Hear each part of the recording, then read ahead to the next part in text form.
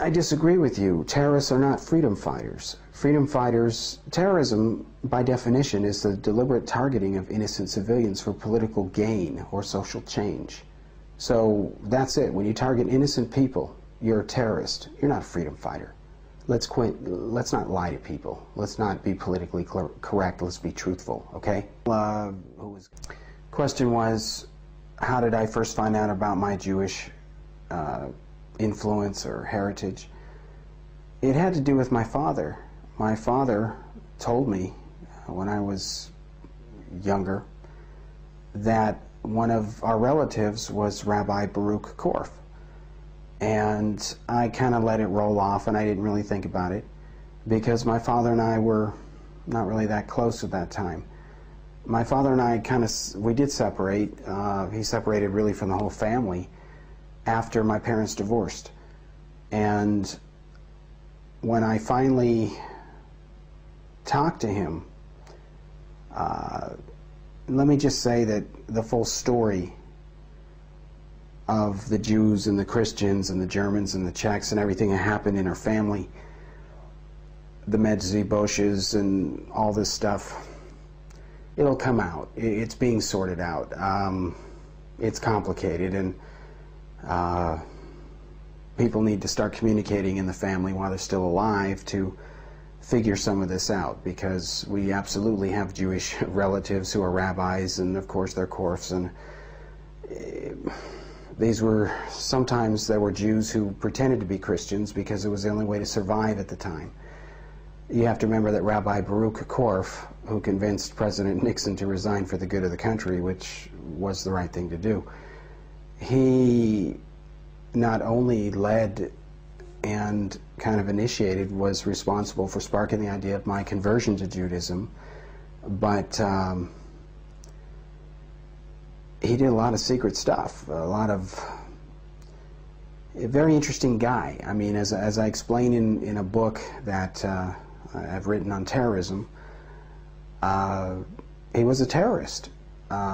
He tried to bomb London from France. He was getting in a plane, he was loading a bomb on there, I think 2 of them, and they caught him and imprisoned him in Paris, or in France. And then he went on a hunger strike later, and they set him free. That's what the French tend to do a lot, let a lot of terrorists go. And here I am calling a rabbi and someone who is a relative and related in the family a terrorist. And it upset, of course, certain parts of the Korff family. I have yet to really talk to the Korffs in Boston about this. I will. After the book is out, I'm on tour, and I'll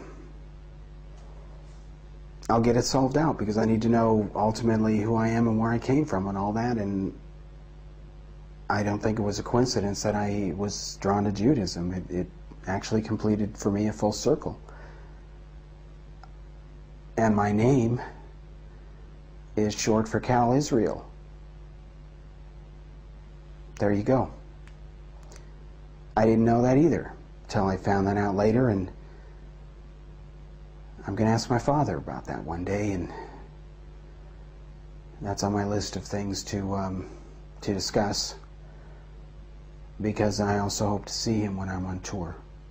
I just don't know when the book's going to get done. I have a chance to go back to Prague and write for a newspaper. That's going to be interesting. It's a daily column. It's going to be Cal's Corner like it was in the Prague Post.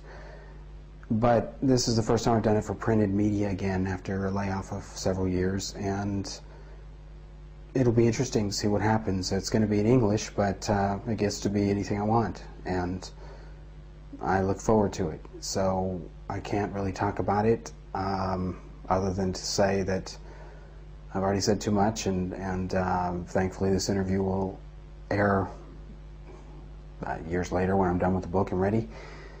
And well, we were there, and of course in that area you blend in by having a beard, so that's what we did. And of course I had a kayif on and everything, so I kind of blended in as long as I kept my mouth shut. But other than that, it was okay. we managed okay. It was fine. I would say that I'm going to go back and then I'm going to shave this stuff off and look 10 years younger, and I'm going to take probably this flag from my office here and bring it to Prague and put it in there and work for this paper. It's going to be great. Cal's Corner every day, in Czech, in English. That'll be wonderful. It'll hopefully be successful. Well, you have to remember that I've been away from the UFO field for many years. When I moved to Prague and left the United States, I said goodbye to this stuff. I got married and I just wanted to, you know, try to live a normal life. The problem was that on New Year's Eve with my family, I insisted we went downtown in Seattle. We had gotten married.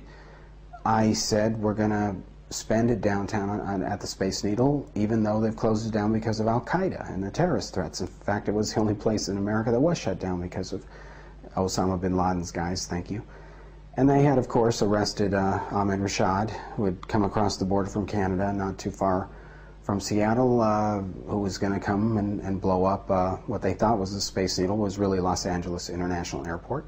Regardless, here was a terrorist who was caught, and it was a serious attack that was prevented. What most people didn't know is that there were over 60, maybe 68 as a minimum number of terrorist attacks which were avoided, thankfully, because of the CIA, Mossad, FBI, and things like that. So I spent my New Year's millennium worried about this thing and thought, well, I'm going to go over to Europe and this is going to be interesting because I can see it coming. And then September 11th happened, you know, less than 2 years after that, you know. But the signs were all there, no question. Well, I wrote an article for the Prague Post about the attacks, and that's when my background on in this area in counterterrorism and analyzing terrorist attacks came out. And I wrote that article called A Simple Plan, and it basically exposed how Al-Qaeda's plan was quite simple. It wasn't really sophisticated. They just took advantage of weaknesses in our infrastructure, which a lot of them still haven't been fixed, unfortunately. Well, you know, the human race is approaching the crossroads of its existence, let's be honest. And if it doesn't change the way it behaves, we're doomed. There's less than 100 years left in our existence if this continues. And I knew as a little boy that I would see the beginning of the end in my lifetime if humans didn't change their behavior. And sure enough, as much as I hate and it hurts to admit it, I was right. And that's not ego talking, that's just facts. You know, it's ironic, adults tell us not to hurt people, not to kill people, to be respectable and honorable, but yet look at what they do. It's the adults who are doing it, not the children. The children don't hate. Adults put hatred into the children. Let's not mince words here, okay? Well, anytime you have a country that says you have no right to exist, then there's nothing to discuss. And this is the issue with Israel. You have Hamas who says, oh, you have no right to exist. Plus, we want to take over the world. So there's two very good reasons, the only ones that matter, as to why Hamas must be stopped. No question. I disagree. I think that it would be great to relocate to Israel at some point because I believe that I hope to retire doing archaeology. I want to try to find out more about the past so we can understand the present and certainly the future better.